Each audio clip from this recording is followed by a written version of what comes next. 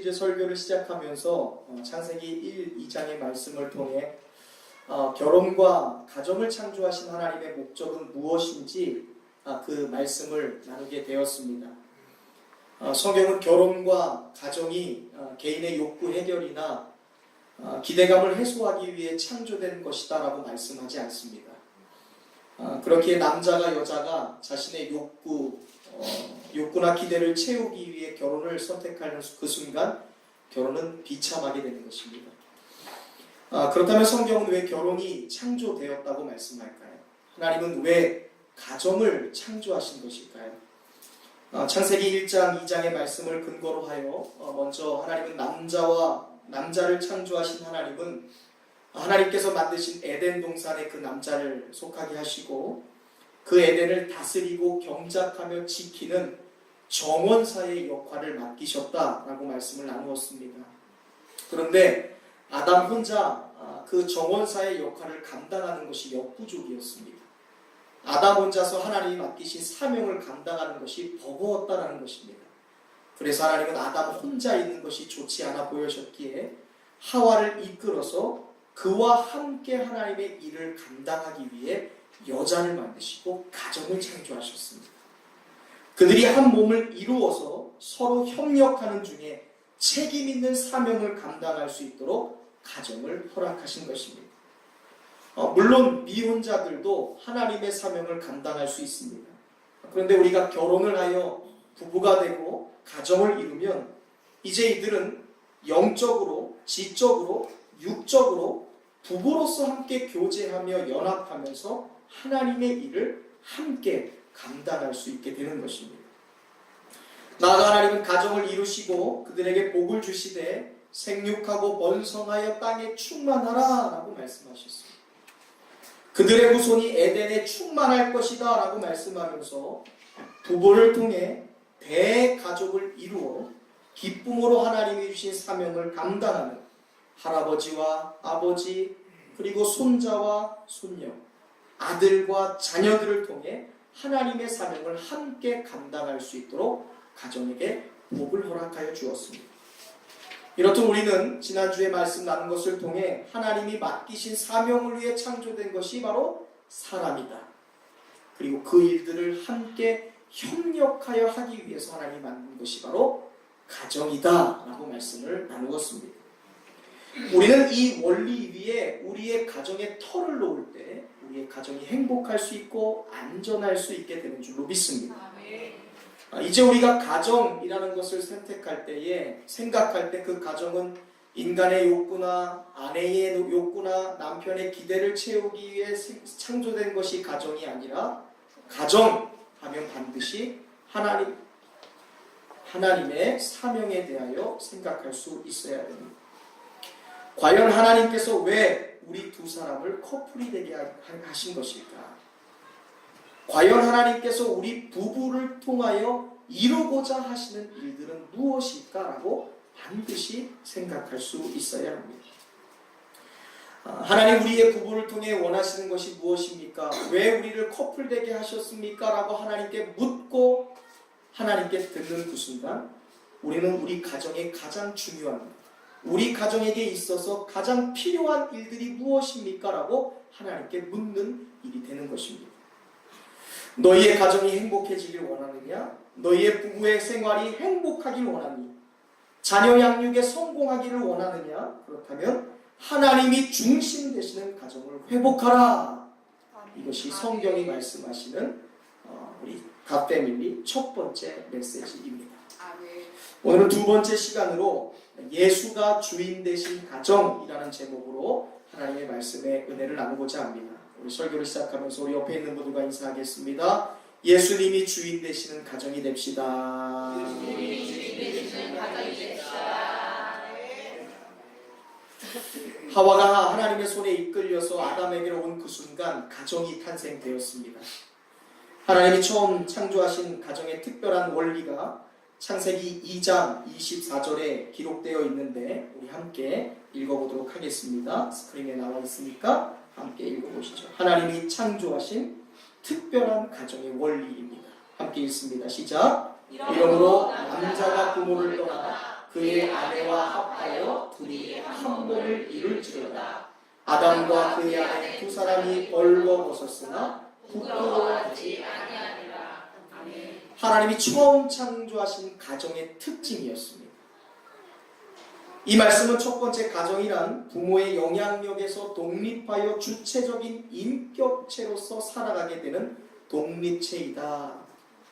두 번째, 부부는 상호 간의 지배나 예속이 아닌 동등한 권리와 자격을 가진 인격체가 서로 더불어 살아가는 연합이다.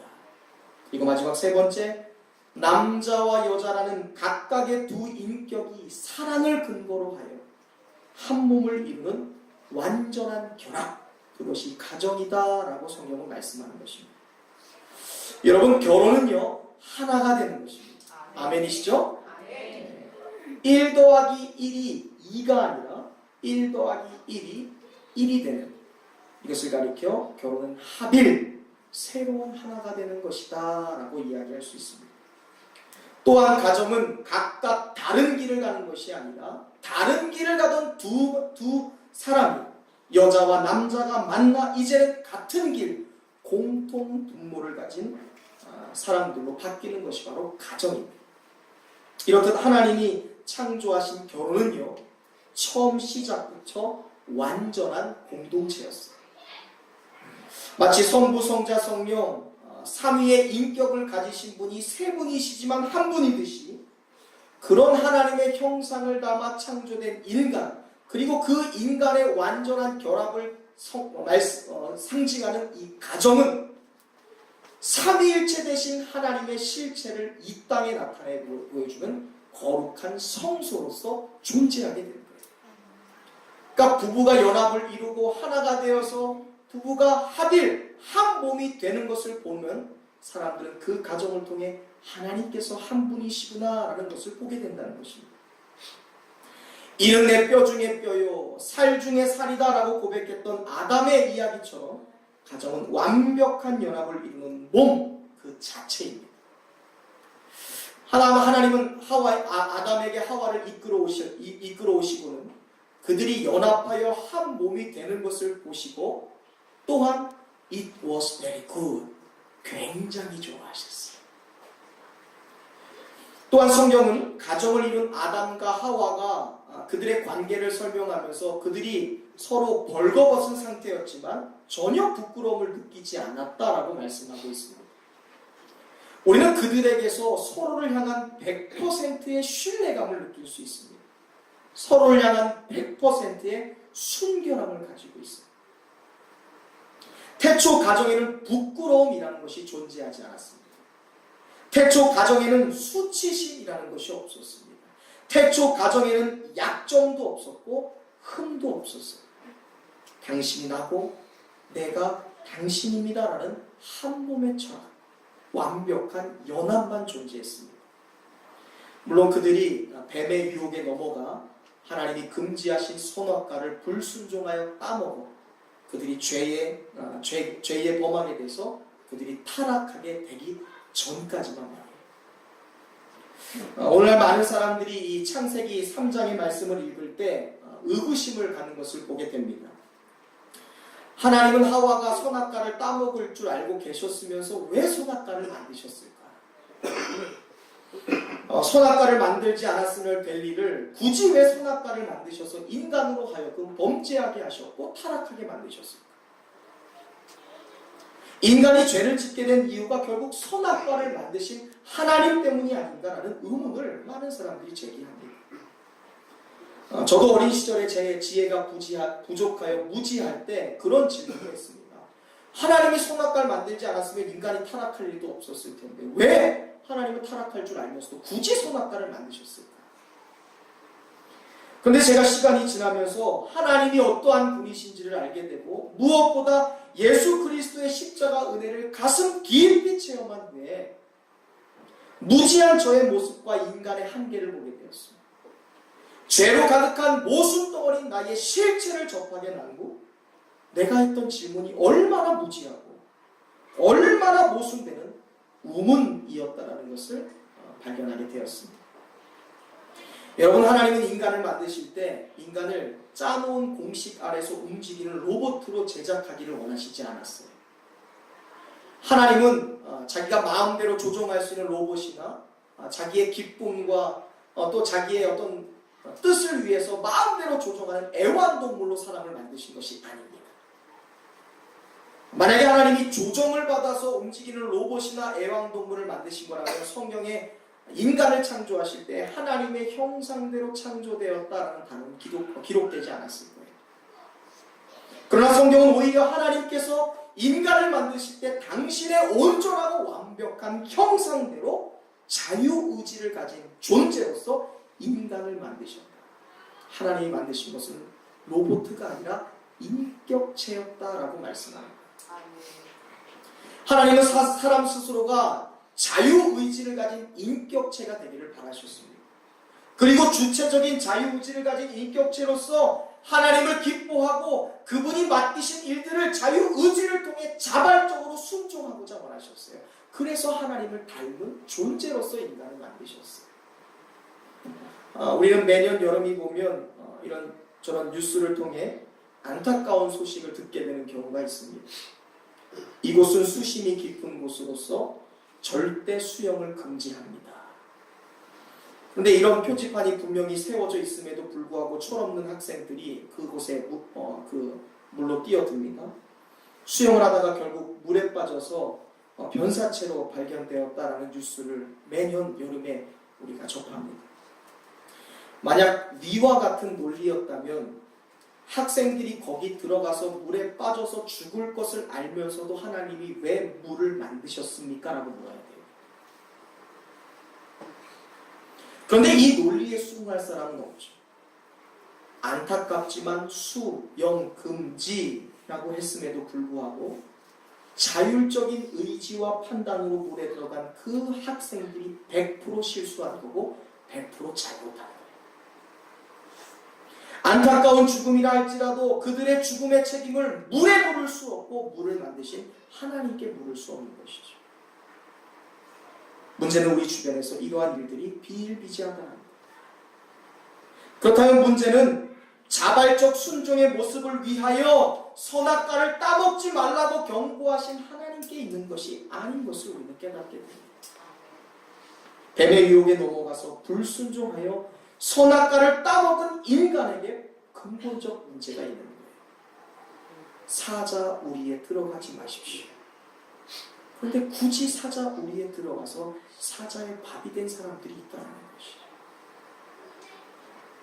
인간이 불순종하여 죄악을 선택한 거예요.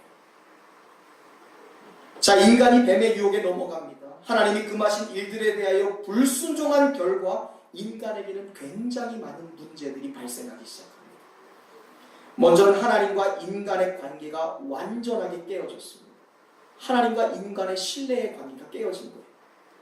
그리고 하나가 되었던 부부, 남자와 여자의 결혼생활, 그 부부의 관계, 가정이 완벽하게 파괴된 것을 보게 됩니다.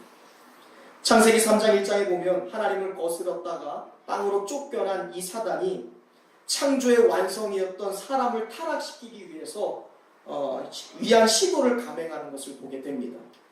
사단은 먼저는 인간과 하나님 사이의 영원한 생명의 관계를 깨뜨리려고 하고 있습니다.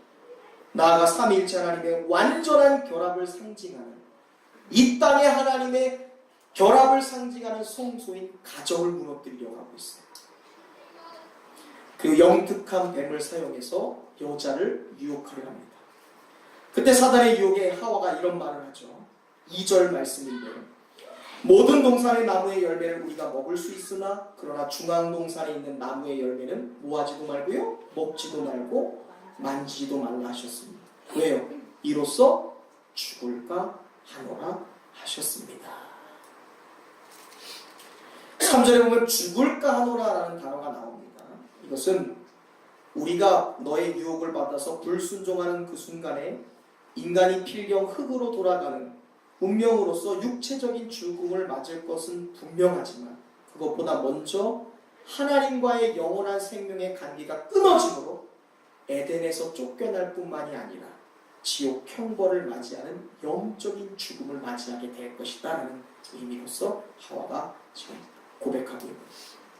우리가 너의 유혹을 받아서 불순종하게 되는 순간 우리는 육체적인 죽음은 물론이요 이 에덴 동산에서 쫓겨나고 하나님과의 영원한 생명에서 단절될 것이다, 죽을 것이다 라고 고백하고 있어요.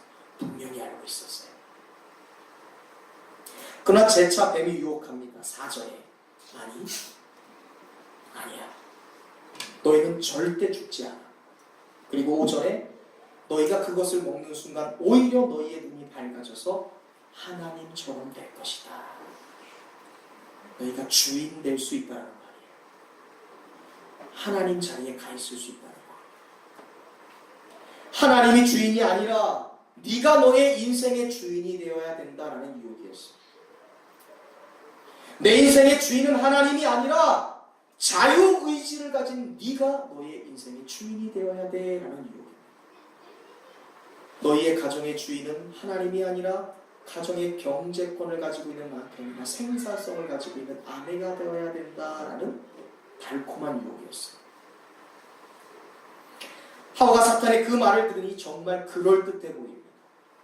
그리고는 내가 주인이 되어야 된다라는 그 생각 하나가 자신을 창조하신 하나님 더 이상 보이지 않는 결과를 만들게 됩니다. 하나님이 이거 먹으면 죽는다 하셨거든. 이거 먹으면 분명히 하나님과의 영원한 생명에서 깨어질 것이다.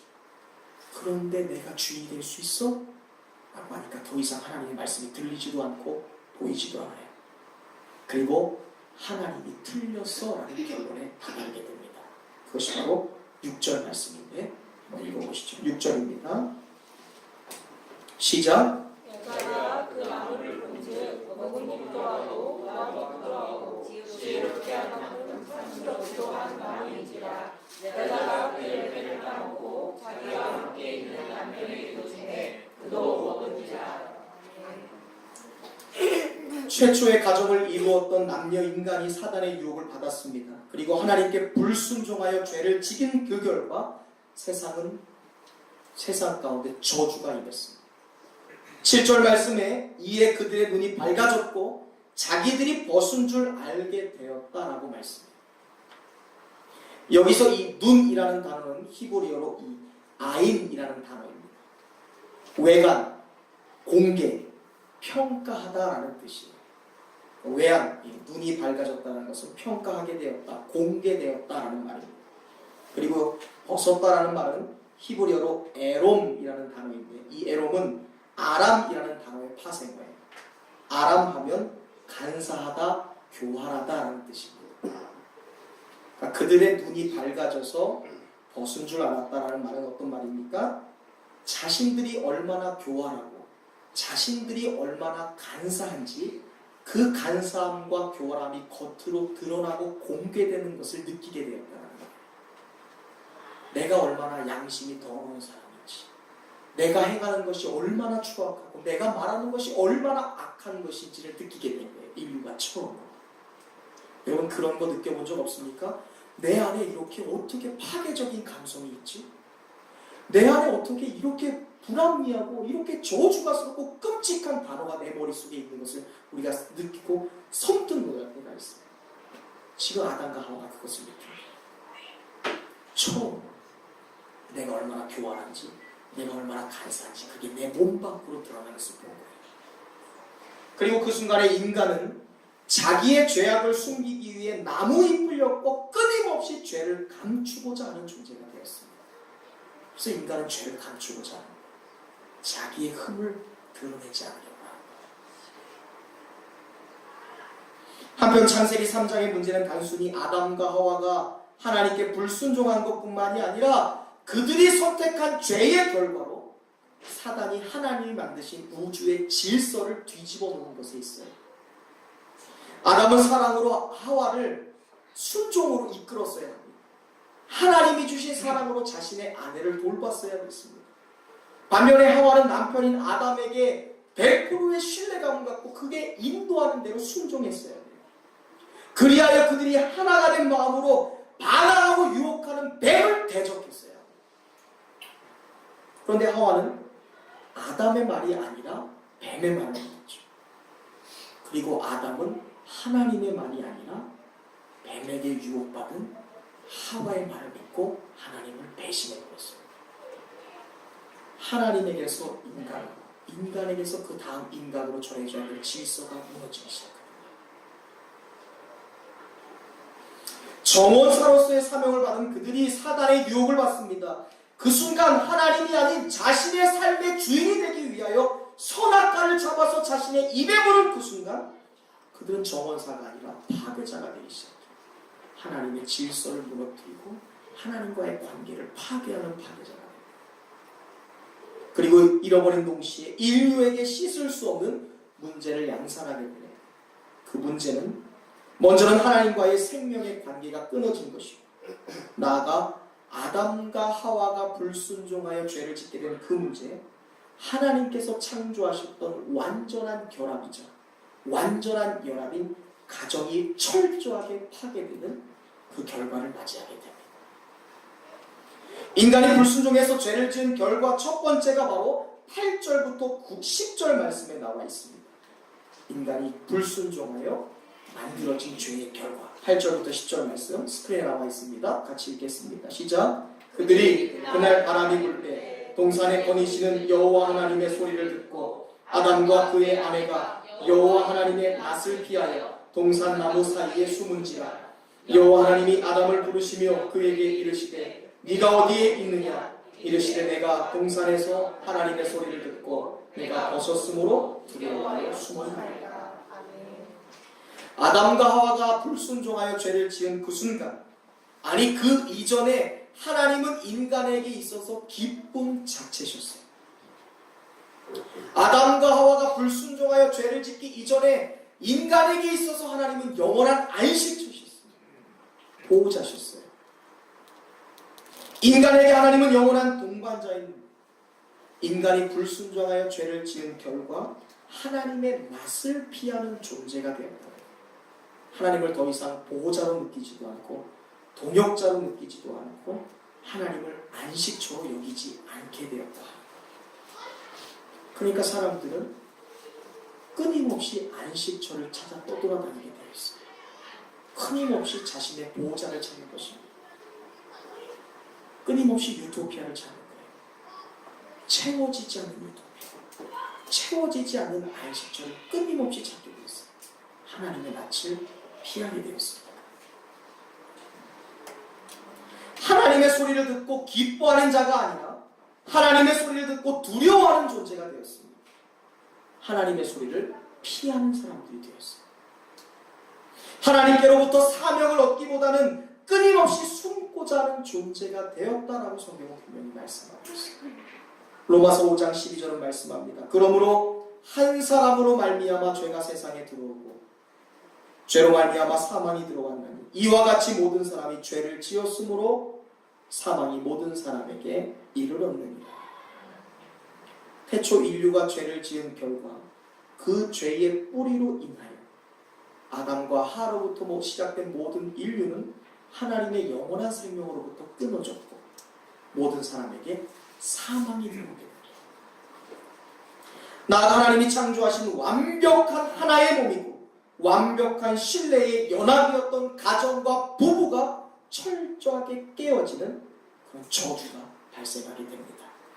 11절에 하나님이 먼저 아담에게 묻습니다. 누가 너의 벗었음을 알게 하였느냐? 누가 너에게 내가 먹지 말라고 한 열매를 먹게 하였느냐? 과연 누가 내가 너에게 준 적이 없는 교활함과 간사함을 너로 하여금 갖게 하였느냐? 과연 내가 먹지 말라고 했던 그 열매를 누가 먹게 한 거야? 그리하여 나를 닮은 너로 하여금 교활함과 간사함이 가득한 존재로 만들었느냐? 라고 묻습니다. 12절에 아담이 대답합니다. 하나님이 내게 주셨던 그 여자가 내게 열매를 주어 내가 먹었습니다. 내 잘못 아닙니다. 나 잘못한 거 없어요. 그 여자, 당신이 만들어둔 그 여자가 내게 범죄하게 한 겁니다. 내 잘못 아닙니다. 아담은 사실 하나님께서 물으실 때 엎드렸어야 돼요. 하나님 죄송해요. 제가 제 마음을 지키지 못했어요. 제가 제 아내를 돌보지 못하였고 제가 마귀의 유혹을 대적하지 못했습니다. 제 잘못이에요. 용서해 주세요라고 대답했어요. 그런데 인간이 죄를 지은 결과 100% 신뢰와 연합의 관계였던 가정이 깨어져요. 저 여자 때문이라는 거예요. 그 사람 때문이라는 거예요. 너 때문이라는 거예요. 이어서 13절에 하나님이 하와에게 물으십니다. 너는 어찌하여 이렇게 하였느냐? 여자가 이르되 뱀이 나를 꿰물어 유혹함으로 내가 먹었습니다. 우리는 말씀을 통해 태초 인간이 하나님께 불순종한 결과 하나님께서 창조하신 완벽한 공동체였던 가정이 깨어지고 부부관계가 비참할 정도로 완벽하게 박살나는 것을 보게 됩니다. 이어서 벌어진 내용은 더욱 참혹하거든요. 16절 말씀 함께 읽어보겠습니다. 함께 읽어봅시다. 시작. 또 여자에게 이르시되 내가 내게 임신하는 고통을 크게 더하리니 내가 수고하고 자식을 낳을 것이며 너는 남편을 원하고 남편은 너를 다스릴 것이니라. 많은 사람들이 이 말씀을 볼 때요, 여자가 임신하는 고통과 해산하는 고통을 저주로 얻게 되었고, 이어서 17절에 남자는 종일토록 수고하여야 먹는 그 저주를 받게 되었다라는 말씀에 집중해요. 근데 여러분, 우리는 지금 가정에 대해서 이야기하고 있잖아요. 우리가 이 16절에서 바라봐야 될 것은 여자가 받는 고통, 임신과 출산에 대한 고통이 아닙니다. 우리는요, 이 16절 중하반절에 나오는 말씀에 집중해야 돼요. 이 빨간색 박스에 있는 말씀 다시 한번 읽어보시겠어요? 시작! 너는 남편을 원하고 남편은 너를 다스릴 것이야. 이 말씀을 언뜻 보면 자칫 그전에는 여자가 남자를 사랑하지 않았는데요. 이전에는 남자가 여자를 원한 적이 없는데 죄를 지은 다음에 여자가 남자를 강력하게 원할 것이다. 남자의 도움이 필요로 한 존재로 여길 것이다. 남자의 사랑을 받는 사람으로 그 사랑을 기대하는 사람으로 바뀌게 될 것이다 라고 오해하는 경우가 있어요. 근데 이 말씀은 그러한 의미가 아니에요. 너는 남편을 원하고라는 것이 want you, 당신이 필요해요 라는 단어로 해석돼서는 안 돼요. 불순종하여 죄를 지은 아담과 하와가 11절 이하에 기록하잖아요. 이미 깨어졌습니다. 관계는. 하나님이 주신 저 여자로 내가 죄를 지었습니다. 저 여자 때문입니다 라고 이야기합니다. 그리고 하와는 저 뱀 때문에 내가 범죄했습니다 라고 이미 가정이 깨어졌는데 여자가 남자를 원한다는 건 공식상 맞지 않아요. 이미 깨어졌는데 남자를 왜 원해요? 이미 깨어지고 박살난 가정인데 남자의 사랑을 왜 요구합니까? 아니에요. 여기서 너는 남편을 원하고라는 말은 히브리어로 히테슈카라는 단어입니다. 남편이라는 말이 히브리어 히라는 단어로, 그리고 이 원하고라는 말은 테슈카라는 단어입니다. 히라는 말은 그의 자리를 이라는 뜻이에요. 그리고 테슈카라는 말은 동경한다, 욕망한다, 욕심내다, 탐내다라는 거예요. 너는 너의 남편의 사랑을 원하고 너는 너의 남편의 돌봄을 원하고라는 말이 아니에요. 너는 그의 자리를 탐욕하고 너는 남편의 권리를 탐내고 욕망하고 동경하는 존재가 된다는 거예요. 여러분, 하나님께서 태초 인간을 만드실 때 하와에게 주신 DNA가 뭐 하는 존재였어요? 남편을 돕는 게 필요했어요. 하나님이 만드시고 창조하셨던 여자의 DNA가 박살났어요. 서로 돕고 협력하고 지원하고 사랑하고 인내하고 베푸는 존재가 아니라 남편의 자리를 탐내고 남편의 자리를 어떻게 해요? 내가 올라가기를 동경하는 탐욕하는 존재가 되었다는 거예요. 너는 남편, 그의 자리를 원하고라는 단어였어요. 남자의 자리에 서서 남자를 지배하려고 하는 존재가 되었다는 거예요. 이어서 남편은 너를 다스릴 것이니 라고 하시는 말씀은 하와를 하나님의 사랑으로 보살피고 자신의 뼈 중에 뼈요 살 중에 살로서 인정하여 끝까지 책임져야 되는 남자가 이제는 다스리는 자, 히브리어로 마샬이라는 단어에 통치하는 억압하는 존재가 됩니다. 서로 협력해야 될 완벽한 공동체가 죄를 짓게 된 순간 무너집니다. 파괴됩니다. 여자는 남자의 자리에 서서 남자를 끊임없이 지배하려고 해요. 남자가 가진 권리를 동경하고 그것을 탐욕합니다. 그러면 남자는 그것을 그대로 보는 것이 아니라 마샬, 그 자리에 올라가 그 사람을 억압하고 그 사람을 강압적으로 지배하려는 관계가 시작될 것이다. 죄를 지은 순간 하나님이 창조하신 가정의 질서가 완벽하게 파괴되는 것입니다. 하나님이 원하시는 공동체는 억압하는 공동체가 아니에요. 하나님이 창조하신 공동체 가정은 지배하는 것이 아니에요. 하나님이 창조하신 가정은요, 내가 주도권을 갖는 것이 아니에요. 똑같은 인격체를 가진 공동체로 서로 연합하고 교제하며 서로를 돕는 것이 가정이었어요. 그러나 인간이 죄를 짓는 순간 가정이 철저하게 파괴돼요. 하나님이 뜻하시고 원하셨던 그 원리가 완벽하게 무너지는 것을 보게 됩니다. 인간이 불순종하여 죄를 지은 결과 하나님이 의도하셨던 사람의 본질도 변달되었고 나아가 하나님이 창조하신 가정과 결혼과 부부의 관계의 목적이 완벽하게 파괴되었습니다. 더 이상 남편과 아내가 하나님이 의도하셨던 바와 같이 서로를 신뢰하고 서로를 의지하고 서로를 돕는 동등한 인격체가 아니라 서로를 지배하려 하고 서로의 자리를 탐내려고 하고 서로를 강압적으로 통치하고 다스리려고 하는 적대적인 관계가 되었다라고 창세기 3장은 말씀하고 있습니다. 그 뒤로 남녀는 모두 서로에게 비열하게 행동하는 존재가 되었습니다. 이제는 더 이상 하나님이 만드신 에덴에 파괴된 관계를 가진 가정은 존재해서는 안 돼요. 그 안에 있는 피조물을 다스릴 수 있는 사람들은 파괴된 사람들이 아닙니다.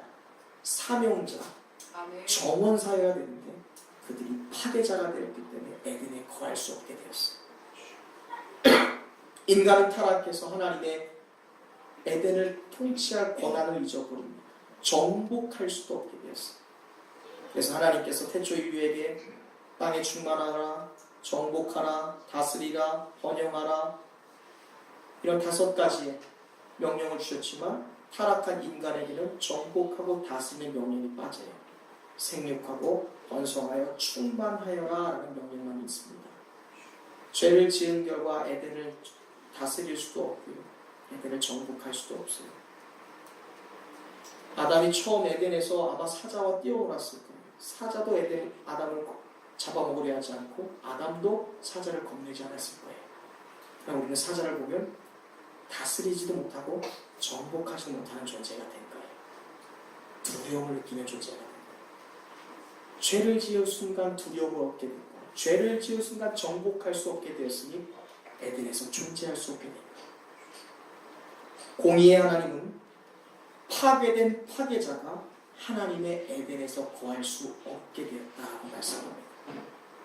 에덴에 있으면 있을수록 그리하여 그들이 생육하여 번성하여 땅에 충만하면 충만할수록 하나님이 주신 정원사의 사명을 감당하는 사명자가 아니라 오히려 하나님의 동산인 에덴을 파괴하는 파괴자 팀만 양성할 뿐이었어요. 하나님은 공의의 하나님이시기 때문에 결국 타락한 인간을 에덴에서 쫓아내십니다. 이제 인간은 그리고 가정은 그 어떤 희망도 없이 파괴자로서 살아갈 수밖에 없는 운명이 되었어요. 그래 너무나 감사하게도 우리 불순종하여 죄로 인하여 끊어졌던 인간과 하나님의 관계를 회복하시고 죄로 인하여 죄악의 뿌리로 인하여 일그러진 가정 깨어져 버린 부부의 관계가 하나님의 은혜 안에 아름답게 회복될 수 있다고 성경은 말씀하고 있어요. 사랑의 하나님, 긍휼의 하나님, 자비의 하나님, 용서의 하나님, 그 하나님이 인간에게 상처 입은 치유자로서 하나님과의 깨어진 관계를 회복하시고 부부 가운데 사람과 사람 사이의 관계를 회복하시기 위해 주신 선물이 있다라고 성경은 말해요. 그것이 우리가 읽은 3장 21절 말씀에 나와 있습니다. 우리 함께 읽어보겠습니다. 스크린에 나와 있습니다. 함께 읽습니다. 시작. 여호와 하나님이 아담과 그의 아내를 위하여 가죽옷을 지어 입히시니라. 죄를 지어 더 이상 에덴에서 거할 수 없게 된 파괴자, 그래서 스스로 자멸할 수밖에 없는 멸망의 심판, 영적인 죽음에 놓일 수밖에 없는 인간들을 너무나 사랑하시고 너무나 안타깝게 여기시고 너무나 긍휼하게 여기신 나머지 하나님의 인간에게 가죽옷을 입혀주셨습니다. 하나님께 불순종해서 죄를 지은 인간은요, 자신의 죄악과 수치를 가리기 위해서 그저 나뭇잎으로 엮은 치마를 만들 수밖에 없었습니다. 그러나 그렇게 만든 방어막으로는 우리의 교활함과 우리의 간사함을 가릴 수 없습니다. 나뭇잎으로 엮어 만든 치마로는 우리의 수치를 덮을 수 없고 무엇보다 우리의 죄를 해결할 수 없다라는 것을 우리는 깨닫게 됩니다. 어떠한 보상으로 우리의 죄를 해결할 수 있겠습니까? 어떠한 희생으로 십자가 예수님을 못 박은 나의 죄를 무효화시킬 수 있습니까? 인간이 만드는 나뭇잎으로 가능하지 않다는 거예요.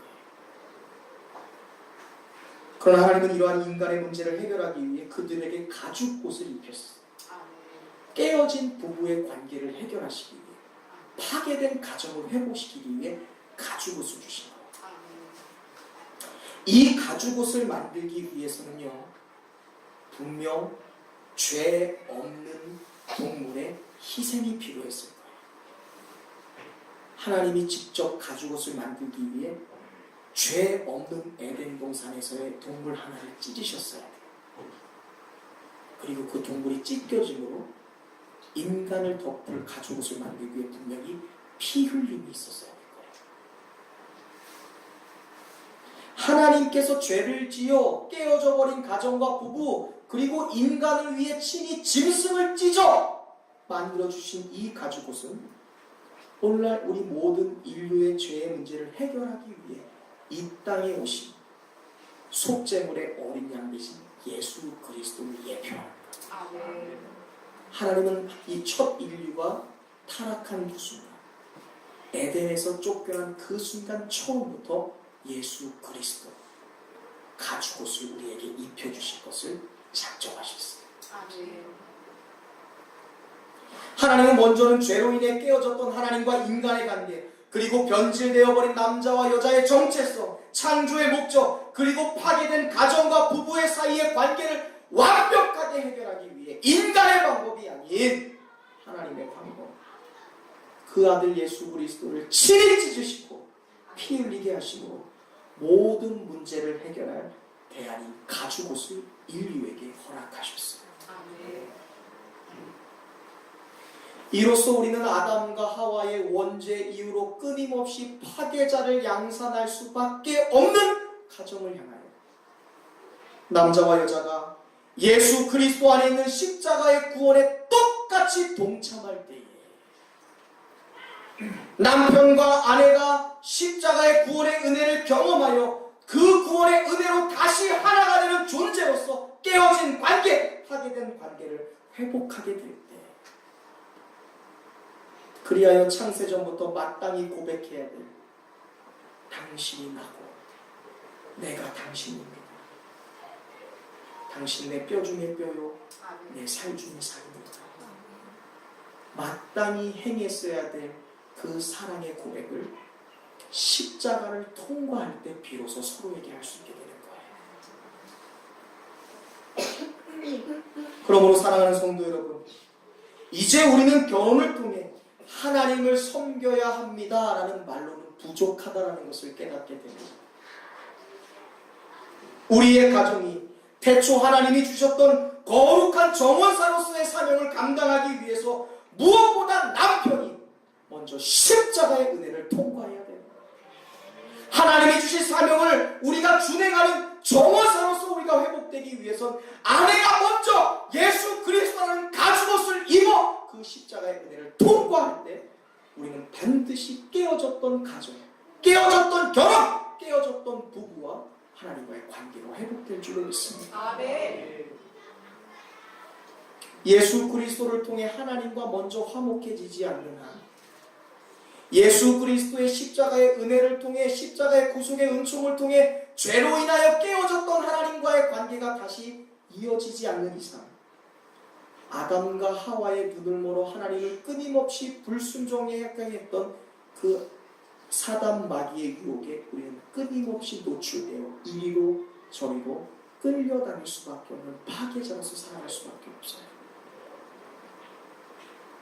우리의 가정이 행복하기 위하여, 우리의 가정이 하나님이 기뻐하시는 가정이 되기 위하여 오늘 나부터 예수 그리스도의 십자가의 구속의 은혜를 통과하여 파괴자가 아닌 사명자의 자리로 설 수 있게 되기를 주님의 이름으로 축원드립니다. 아멘. 우리에게 필요한 것은 많은 사람이 아니에요. 우리에게 필요한 것은 파괴자의 자리에 있던 사람이에요. 예수 그리스도의 십자가 은혜를 통과하여 사명자로 바뀌어진 그 한 사람이 우리에게 필요합니다. 아멘. 여러분의 가정에게 그 사명자가 필요해요. 아멘. 하나님의 가죽 옷을 입은 사람, 예수 그리스도의 찢겨진 구원의 은혜로, 예수 그리스도의 피 흘린 십자가의 구속의 은혜로 새로운 새 구원의 예표를 얻은 그 사람이 하나님이 기뻐하시는 가정, 깨어진 가정을 회복시키는 그 사명자가 될 수 있는 줄로 믿습니다. 행복한 가정이 되기 위하여 하나님이 창조하신 보시기에 심히 좋았다라고 말씀하신 그 가정이 되기 위하여 우리가 구해야 될 것은 오직 예수님만이 우리 가정의 주인이 되어 주시옵소서라는 것이었습니다. 아멘. 하나님이 우리 남편의 주인이 되어 주시고, 예수님께서 나의 아내의 주인이 되어 주시고, 예수님께서 우리 자녀들의 주인이 되어 주옵소서. 아멘. 그분께 엎드리는 저와 여러분이 되어야 될 줄로 믿습니다. 너무나 감사한 것은 이러한 삶의 고백들과 예수가 삶의 주인이 되어서 일어나는 변화들이 우리 교회에서 굉장히 많이 발견되고 있다는 사실이에요. 그동안은 내가 삶의 주인이었는데, 그동안 남편과 아내가 삶의 주인이어서 끊임없이 파괴되고 끊임없이 무너지는 관계가 많았는데, 우리가 교회에 나오게 되고 예수 그리스도를 알게 되고 나의 삶이 주인이 나에서 예수 그리스도로 바뀌는 순간 그 사람들의 삶이 완전히 바뀌는 것을 경험합니다. 예수님이 주인이 되셔서 예수를 가정의 주인 삼았더니 문제 많던 가정이 회복되고 부부의 관계가 행복해지며 하나님과 개인의 관계가 회복되어지는 과정을 보게 됩니다. 내가 주인이 되었던 사람들이 하나님을 만나고 예배자가 되고 기도자가 되면서 그 삶과 그 부부가 그 가정이 100% 완벽하게 회복되더라라는 것이에요. 특별히 과거 상처로 인해 단절됐던 마음이 예수 그리스도를 주님으로 모시는 그 순간 깨어졌던 하나님과의 관계가 다시 회복되는 놀라운 기적과 같은 일들을 우리 교회에서 보게 되더라라는 것입니다. 얼마나 감사한지 몰라요. 오늘 혹시 여러분의 삶 가운데에 창세기 3장처럼 아담과 하와가 죄를 짓고 단절되었던 그 부부의 관계를 지금 살아가고 계신 분이 계실지 모르겠습니다. 아직도 부부의 관계에 문제가 있는 분이 있다면, 아내와 남편 사이가 마치 서로를 탓하고 있는, 서로를 향해 핑계대고 있던 창세기 3장에 나오는 아담과 하와의 모습으로 살아가고 있는 성도들이 계실지 모르겠습니다. 그러나 우리가 하나 되기를 원한다면, 우리의 가정이 행복해지기를 원한다면, 우리의 부부의 관계가 다시 복되고 아름다운 한 몸을 이루는 연합의 공동체가 되기를 원한다면 예수님이 주인 되시는 가정을 만드시고 주님의 이름으로 간절히 축원드립니다. 예수님이 주인 되시는 가정이 될 수 있도록 기도할 수 있기를 바랍니다. 그리고 내가 먼저 십자가를 통과하여 가죽옷 대신 예수 그리스도를 입어 하나님과의 관계가 회복되고, 그리하여 내가 당신을 지배해야 된다. 내가 당신을 통솔해야 된다. 내가 당신을 강압적으로 지도해야 된다라는 관계가 아니라 나는 당신을 도와주는 사람입니다. 나는 하나님의 사람으로 당신을 섬겨야 하는 사람입니다. 나는 하나님의 사람으로 당신을 인내하고 용납해야 되는 사람입니다. 라고 예수 그리스도가 주인 되어서 우리에게 끊임없이 에덴 동산에서 창조하셨던 선하신 의지로 우리에게 도전하는 그 순간, 무너졌던 부부의 관계가 회복되고 파괴되었던 가정이 회복되는 놀라운 기적과 같은 일들이 일어나게 될 줄로 믿습니다.